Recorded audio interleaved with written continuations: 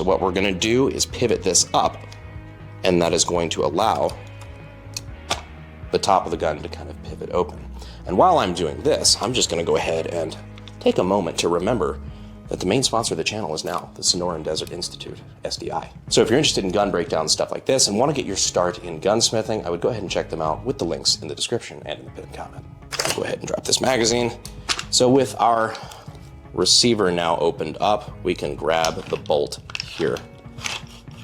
And you can see what I'm talking about. So this bolt, unlike, let's say, an AK or an AR-15 or what have you, where they rotate, instead of rotating, it falls down.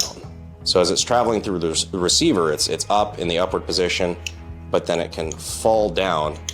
And this little bottom piece here is what kind of wedges into a locking spot here in the lower, and that is what holds the gun in battery. It's what locks the gun so that the bolt just doesn't get shoved back by recoil force and instead has to wait for the piston. That's basically because this is a 308, and if it was direct blowback with this bolt, it would explode.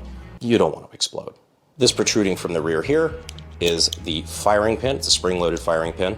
Got our big-ass extractor there. That's what clips around the edge of the shell casing. And when the round is fired, that's what grabs it and pulls it out of the chamber.